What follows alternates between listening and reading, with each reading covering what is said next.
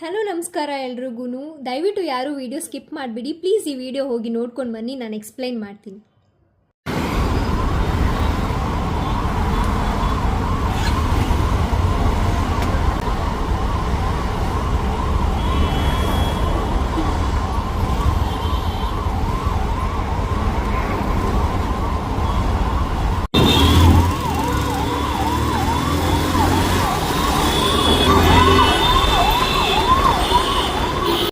ನನ್ನ ಕಡೆಯಿಂದ ಇದು ಒಂದು ಚಿಕ್ಕ ರಿಕ್ವೆಸ್ಟು.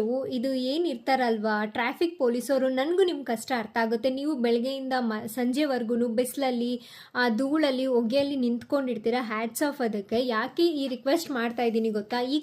ಈ ಮಾದವಾರ ಫ್ಲೈಓವರ್ ಏನಿದೆ ಸ್ಟಾರ್ಟ್ ಆಗುತ್ತಲ್ಲ, ಅಲ್ಲಿಂದ ಆ ಕಡೆ ಎಂಡ್ ಆಗೋವರೆಗೂ ನಾನು ಅದೇ ಟ್ರಾಫಿಕಲ್ಲಿ ಹೋಗಬೇಕಾದ್ರೆ ನಮ್ಮ ಹಿಂದೆ ಬ್ಯಾಕ್ ಟು ಬ್ಯಾಕ್ 2 ಆ್ಯಂಬುಲೆನ್ಸ್ಗಳು ಹೋಗ್ತಾ ಇದೆ.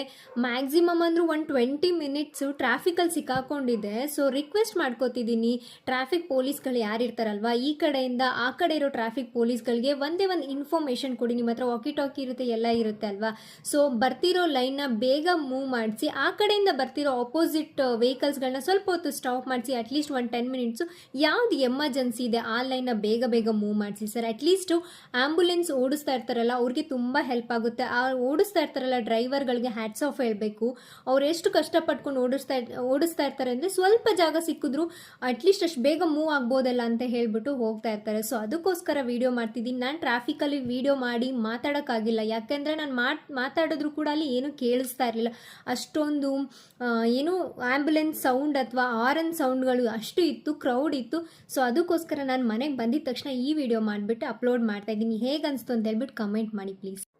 ಈ ವಿಡಿಯೋ ನಿಮ್ಗೆ ಯಾರಿಗಾದ್ರೂ ಇಂಪ್ಯಾಕ್ಟ್ ಆಗ್ತಿದೆ, ಇದು ಒಳ್ಳೇದಂತ ಅನಿಸಿದ್ರೆ ಪ್ಲೀಸ್ ಆದಷ್ಟು ಶೇರ್ ಮಾಡಿ ಎಲ್ಲರಿಗೂ ಕೂಡ.